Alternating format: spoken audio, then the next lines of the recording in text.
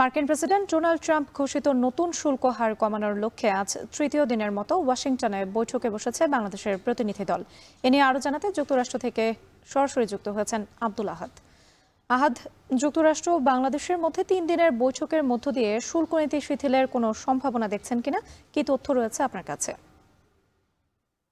হ্যাঁ রাত্রি, আপনি যেমনটি বলছিলেন যে আসলে যে মিটিংটা চলছে প্রথম ধাপের মিটিং, সেটা 2 দিন আগে শুরু হয়েছিল। আজকে 3 নাম্বার দিন চলে, যেটা আজকে আমেরিকা টাইম দুপুর 12টার সময় শেষ হওয়ার কথা। কিন্তু কিছুক্ষণ আগে আমি কথা বলেছি যিনি উচ্চ পর্যায়ের একজন প্রতিনিধি বাংলাদেশের, তার সঙ্গে কথা বলেছি। তিনি বলেছেন এই বৈঠকটি শেষ হচ্ছে না, আসলে কখন শেষ হবে সেটা বলা যাচ্ছে না, তাদের আলোচনা চলছে। তবে আজকে প্রথম ধাপের বৈঠক শেষ হয়ে যাবে। আমার প্রশ্ন ছিল যে এই শুল্ক নিয়ে কোনো আচ্ছা, সুখবর তৃতীয় আছে দিনের মতো কিনা, এমনটা ওয়াশিংটনে জানানো বসেছে। যায় কিনা। তার ভাষ্য হচ্ছে শুল্ক হচ্ছে অনেক পরের বিষয়। তার মানে আরো অনেক গুরুত্বপূর্ণ বিষয় নিয়ে আমেরিকার সাথে কথা হচ্ছে। সেই সব বিষয় যখন আগে আসলে সমাধান হবে, তারপরে হয়তো তারা শুল্ক নিয়ে শুল্কের বিষয়টা তারা কথা বলবেন। তো বুঝতে পারছেন যে আলোচনাটা শুরু হয়েছে গত বুধবার, এটা চলতে থাকবে। এটা প্রথম ধাপের বৈঠক, তারপরেও আবার আলোচনা চলবে বাংলাদেশের সাথে আমেরিকার অনেক বিষয় নিয়ে।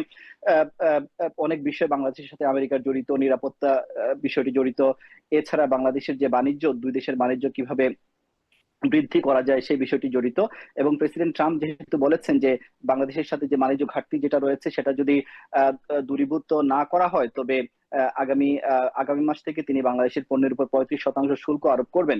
তবে বাংলাদেশের প্রতিনিধি আমাকে যেমনটা বলছেন, তিনি আশার কথা শোনাচ্ছেন বাংলাদেশকে, যে এই মিটিং এর পরে হয়তোবা তারা একটা সুখবর দিতে পারবেন।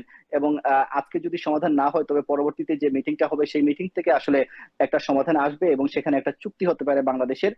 সেই চুক্তিতে হয়তো এই যে 35% শুল্ক যেটা, সেটা কমিয়ে একটা ভালো পর্যায়ে নিয়ে আসা যাবে। আহ, এমনটি তিনি আমাদেরকে বলেছেন।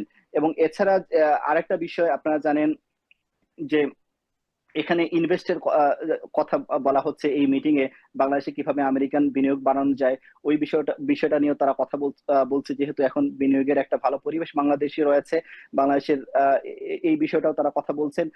এবং এই মিটিংটা কখন শেষ হবে সেটা বলা যাচ্ছে না, আসলে যখন শেষ হবে তারা আমাদেরকে আপডেট দিবেন। এবং বাংলাদেশের প্রতিনিধির পক্ষ থেকে আমি বলেছি একটা বক্তব্য দেওয়ার জন্য। তারা হয়তো আজকে 3 দিনের মিটিং শেষে আমাদেরকে একটা বক্তব্য দিবেন, যেটা মিডিয়া প্রচার করা যায়।